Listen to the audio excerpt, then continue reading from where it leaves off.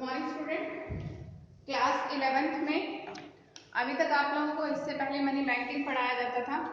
Accounts, business, Hindi, English और money banking. ठीक है, अभी जो हमारी नई शिक्षा नीति आई है, न्यू एजुकेशन पॉलिसी आई है, उसमें कुछ चेंजेस हुए हैं। सीबीएसई पैटर्न पे उसको लेके आया गया है। ठीक है, उसी पैटर्न को बेस मानते हुए मनी बैंकिंग को हटा के आपका नया सब्जेक्ट ऐड हुआ है, जो अभी सीबीएसई बोर्ड में फिलहाल प्रेजेंट टाइम में चल भी रहा है और वही आपके लिए ज़्यादा बेनिफिशियल भी है। वो है आपका नया सब्जेक्ट है इकोनॉमिक्स। क्या है आपका? इकोनॉमिक्स, जिसको हिंदी में कहते हैं अर्थशास्त्र। क्या कहते हैं? अर्थशास्त्र। ये आपको आप ग्रेजुएशन, पोस्ट ग्रेजुएशन तक करेंगे तो आपको इकोनॉमिक्स हर उसमें पढ़ने मिलेगा। किसी में माइक्रो इकोनॉमिक्स, किसी में मैक्रो इकोनॉमिक्स, किसी में पूरा इकोनॉमिक्स का आपका रहेगा। तो इसका आगे बहुत वाइडर पार्ट है। यहाँ पे आपको हर चीज को लेके एक शॉर्ट फॉर्म में बताया जाएगा। इकोनॉमिक्स होती क्या, हमारी अर्थव्यवस्था कैसे काम करती है। ठीक है, हमारे यहाँ बजट कैसे प्लान होता है।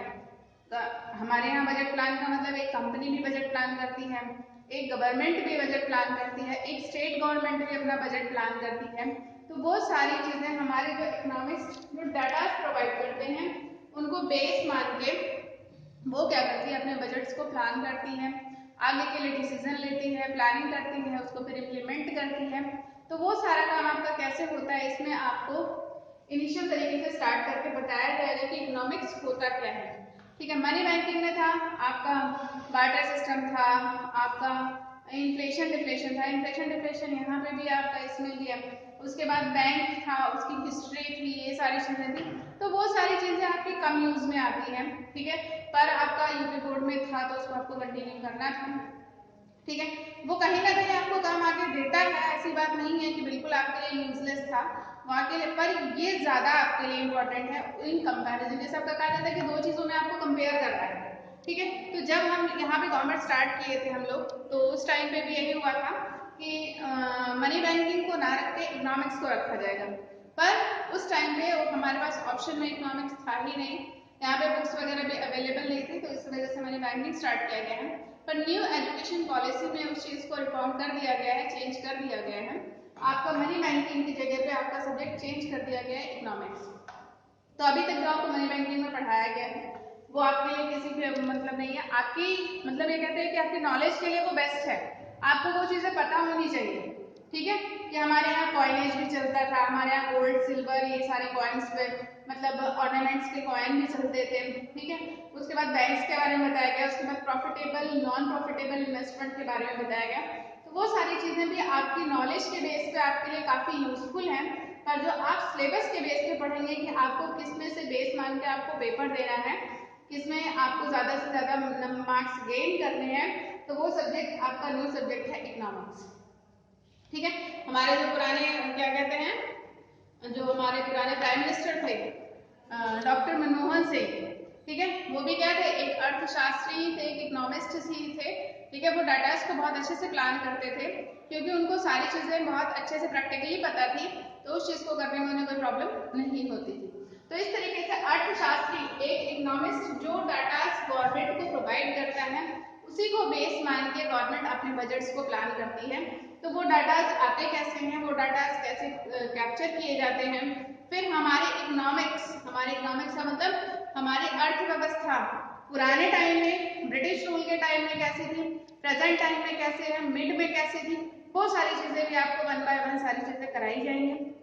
काफी इंटरेस्टिंग टॉपिक है, काफी इंटरेस्टिंग आपका सब्जेक्ट ही है, आपको पढ़ने में भी अच्छा लगेगा और पेपर देने में भी अच्छा लगेगा। ठीक है, अब यहाँ पे जो मैं इसमें चैप्टर स्टार्ट करने जा रही हूँ वो मैं चैप्टर स्टार्ट कर रही हूँ, चैप्टर नंबर 6। कौन सा स्टार्ट करने जा रही हूँ? Chapter number 6। चैप्टर नंबर 6 में Indian economy, chapter number 6 chapter है आपका इंडियन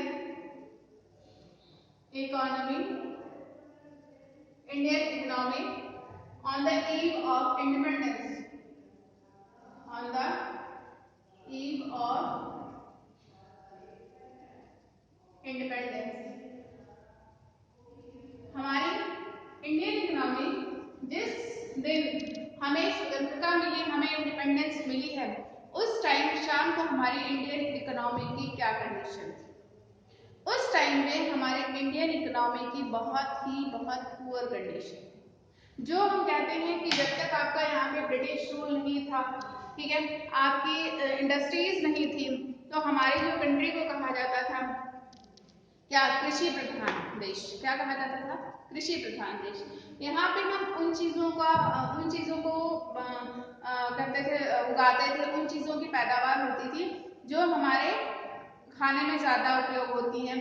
जैसे हम गेहूं है, चावल है, दालें हैं, ये सारी चीजें हम ज्यादा मात्रा में उगाते थे ताकि यहाँ हमारी कंट्री के लोगों को खाने पीने की दिक्कत ना हो, ठीक है। पर जब हमारा ब्रिटिश रूल यहाँ पे आया है, उन्होंने धीरे धीरे अपने पैर जमाने शुरू किए हैं हमारी कंट्री में, तो उन्होंने यहाँ पे क्या किया है, उस जो हमारी फूड क्रॉप्स थी उनको कैश क्रॉप्स में कन्वर्ट करना शुरू कर दिया। किसमें कन्वर्ट करना? फूड क्रॉप्स को कैश क्रॉप्स में कन्वर्ट करना शुरू कर दिया।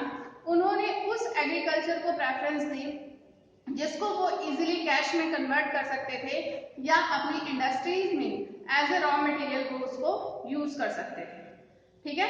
उन्होंने क्या किया है, फूड क्रॉप्स को कैश क्रॉप्स में कन्वर्ट किया।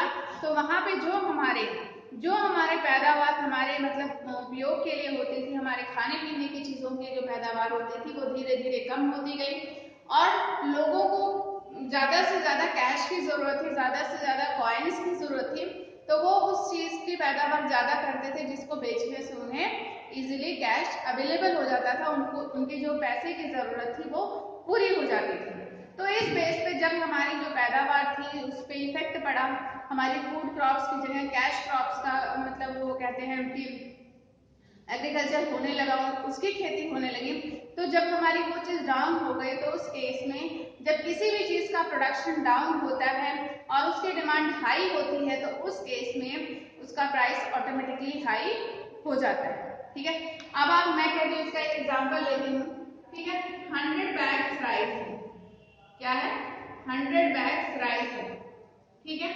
और जो हमारी पॉपुलेशन है, जो हम एक विलेज की पॉपुलेशन मानते हैं, 100 बैग राइस है हमारे पास इन अ मंथ, एक महीने के लिए हमारे पास 100 बैग्स राइस है और हमारे एक विलेज का जो कंजप्शन है वो हमारा 150 बैग राइस है, ठीक है। अब हमारे पास है कितने? ओनली 100 बैग्स राइस है, ठीक है। इसको आप बैग्स में कर लीजिए, इसको आप केजीज में कन्वर्ट कर लीजिए, इसको आप क्विंटल में कन्वर्ट कर लीजिए, जैसे भी आपको समझ में आ रहा है कि हमारे पास 100 बैग राइस है या 100 क्विंटल राइस है एक महीने के कंजप्शन के लिए, ये रखा है गवर्नमेंट ने, ठीक है। पर अभी जो प्रेजेंट डाटा वो कहता है कि हमारे यहाँ 150 बैग राइस का यानी 150 क्विंटल राइस का हमारे यहाँ कंजप्शन है, इतनी हमारी पॉपुलेशन है, ठीक है। अब जो 100 बैग है वो किसको दिए जाए और किसको नहीं दिए जाए, ये भी तो डिसीजन लेना है, किसको दिए जाए या किसको ना दिया जाए। भाई खाना सबको है, जीना सबको है, तो किसको दिया जाए? गवर्नमेंट का ये डिसीजन है कि किसको दिया जाए या किसको ना दिया जाए। अब यहाँ पे ये जो 100 बैग राइस है उन लोगों को सबसे पहले अवेलेबल हो जाएगा जिसके पास कैश की अवेलेबिलिटी है, जो उसको प्रेजेंट प्राइस पे परचेज कर सकता है। अगर आपके पास उतना कैश अवेलेबल है तो आप जाइए। तो हर के पास, हमारी जो कंट्री है उसमें 3 लेवल में लोग हैं। First higher level, second medium, ठीक है, थर्ड लो लेवल, ठीक है। इसमें हायर लेवल में जिनके पास बहुत ज्यादा कहते हैं कि हर चीज अवेलेबल है, हर लग्जरियस आइटम है, उनके पास कैश है, उनके पास इंडस्ट्रीज भी हैं, उनके पास सारी चीजें अवेलेबल है, वो एक स्टैंडर्ड प्रोडक्ट यूज करते हैं। तो जब भी उनको उसकी चीज की जरूरत होगी तो वो इजीली कैश की पेमेंट कर लेंगे और यहाँ से ले लेंगे, ठीक है। एक जो मिडिल क्लास पर्सन है, जो मिडिल लेवल पर्सन है, उसके लिए यहाँ पे सबसे ज्यादा प्रॉब्लम है इस वजह से कि उसकी जो इनकम है वो लिमिटेड है। क्या है उसकी इनकम? उसकी इनकम लिमिटेड है और उसके एक्सपेंसेस, जब यहाँ पे हमारे पास कंजप्शन ज्यादा है और प्रोडक्शन कम है तो ऑटोमेटिकली इसका प्राइस बढ़ जाएगा। जब प्राइस बढ़ जाएगा और उसकी इनकम लिमिटेड है तो उसके इनकम पे नेगेटिव इफेक्ट पड़ेगा। जहां पे वो पहले 1000 में अपनी पूरी मंथ का एक्सपेंस को बियर करता था, अब वहां पे जब इसका प्राइस बढ़ा हुआ उसको परचेज करना पड़ेगा तो उसके एक्सपेंसेस बढ़ जाएंगे। अब उन एक्सपेंसेस को वो कहां से बियर करेगा, कहां से यूज करेगा? उसके पास कोई एक्स्ट्रा इनकम सोर्स नहीं है, तो वो एक्स्ट्रा इनकम का सोर्स तलाशेगा। क्लियर हुआ? वो कहीं ना कहीं से अरेंज करके इस चीज को परचेज कर लेगा। पर सबसे ज्यादा दिक्कत होने वाली है वो लो लेवल के पास, उनकी इनकम बहुत माइनर होती है। इसमें मजदूरी करने वाले लोग आते हैं जिनको डेली वेजेस पे कुछ इनकम होती है, दिन भर उन्होंने काम किया, शाम को उनको मजदूरी मिलती है, ठीक है। उनकी मजदूरी भी लिमिटेड होती है, अगर वो अगले दिन काम पे नहीं गए, रीजन कुछ भी हो सकता है, तबीयत खराब हो गई या कोई भी रीजन हो सकता है, अगर वो काम पे नहीं गए तो no work no income, no work no income. जब उनको कोई इनकम नहीं हुई तो वो ये फूड क्रॉप्स को वो कैसे परचेज कर सकते हैं? उनके पास पैसा ही नहीं है, तो वो खाने वाली चीजें उनके लिए परचेज करना थोड़ा सा मुश्किल हो जाता है।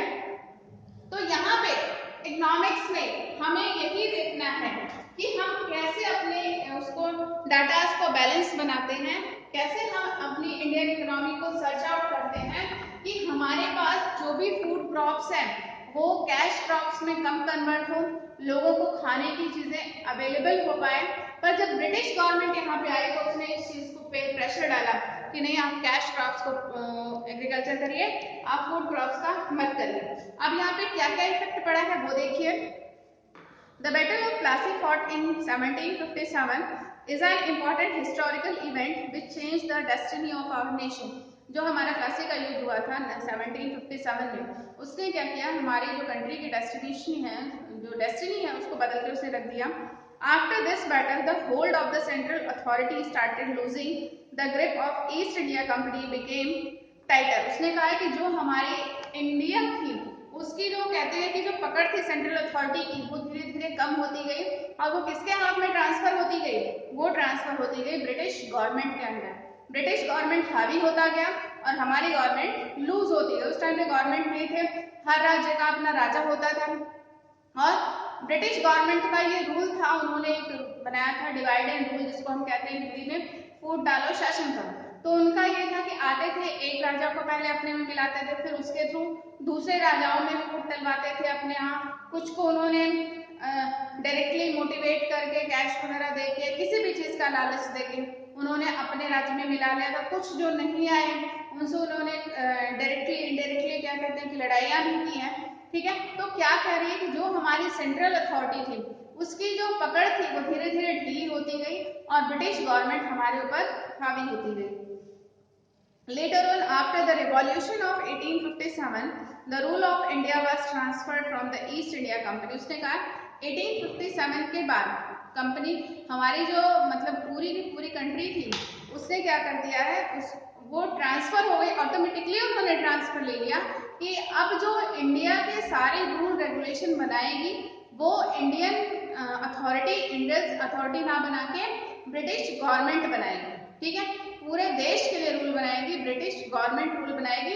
किसी भी राज्य का राजा अपने राज्य के लिए रूल रेगुलेशन नहीं फ्रेम कर सकता है। England continued to the rule India till August 1947, और उसने कब तक काम किया अपना? 1857 से लेके 14 अगस्त 1947 तक उसने अपना यहाँ पे साम्राज्य फैलाया हुआ था। Our country was able to wrest independence from the Britishers after prolonged the unique struggle, but we had to pay a heavy price. उन्होंने कहा काफी लंबे स्ट्रगल के बाद हमें क्या कहते हैं इंडिपेंडेंस मिली, तो पर उसके लिए हमें काफी हैवी मतलब प्राइस पेमेंट करना है। जो हमारी पहले कहा जाता था कंट्री हमारी सोने की चिड़िया है, वो प्रेजेंट टाइम में अब यहाँ पे ऐसा कुछ कहते हैं कि नहीं रह गया। जितना भी था अधिकतर सब कुछ ब्रिटिश गवर्नमेंट यहाँ से लूट कर ले गई। Heavy price in the form of division of the country. सबसे पहला था कि डिवीजन कर दिया गया हमारे देश का, एक इंडिया और एक पाकिस्तान, दो कंट्री में। Indian economy was affected in many ways during the period of British colonial. जब तक उनका था कि साम्राज्य था, जिसको हम कहते हैं उपनिवेश, कॉलोनियल का मतलब यहाँ पे उपनिवेश है, ठीक है। तो उनका जब तक यहाँ पे राज्य था, ठीक है, नियरली 200 ईयर्स था, ठीक है। In fact, the overall character of the Indian economy underwent drastic change. Colonialism refers to the system of relation between two countries of which one is the ruler and the other is the colony. इसने कहा एक है जो ruler है और अगली है उपनिवेशक colony है. The ruling country has the control over the political and economic life the subjugated country. In the really a wonder that trading company which arrived in India to conduct business, उसने कहा trading एक व्यापारी company आई, उसने हमारे business के सारे India के business को कैप्चर किया, उसने became ruler such as a large country. But even after becoming ruler, the East India Company continued to work with the business attitude. East India Company ने business attitude as a professional यहाँ पे काम start किया. Later, even when the administration went into the hands of British government, this tendency continued the manifest itself. As such, the British ruler did not confine themselves to political administration but exploited the country to the hilt. उन्होंने कहा है कि उन्होंने government को अपने हाथ में नहीं लिया. उसने कहा as such the British ruler did not confine themselves. वो अपने आप को गलत नहीं प्रूव करते थे और वो indirectly हमको क्या करते थे, हिट करते थे, हमको परेशान करते थे. ठीक है. The sole purpose of British colonial rule was to reduce India into a feeder economic from Britain's rapidly expanding industrial sector. उसने कहा है कि जो हमारी इंडियन जो एग्रीकल्चर सेक्टर था उसको धीरे धीरे उन्होंने कम करना शुरू कर दिया और बिजनेस सेक्टर उन्होंने बढ़ाना शुरू कर दिया. As a result at the time of independence Indian economy was a very bad shape. जब हमें इंडिपेंडेंस मिली तो हमारी जो इंडियन इकोनॉमी की शेप थी वो बहुत पुअर थी, बहुत खराब थी. The major dimension of the state of Indian economy at the time of independence. अब जो हम बताएंगे वन बाय वन नीचे कि लो लेवल इनकम और एग्रीकल्चर इंडस्ट्रियल ये सारी चीजें कैसे इफेक्टेड हुई Indian economy the eve of independence, क्या उनका उस टाइम पे प्रेजेंट स्टेटस था, पुराने टाइम में क्या थी, फिर अब जो रिफॉर्म होगी काफी चीज इंडिपेंडेंस के बाद कहाँ तक पहुंचा है, वो सारी चीजें भी डिस्कस करेंगे आगे के चैप्टर में. अभी के लिए इतना ही. Thank you.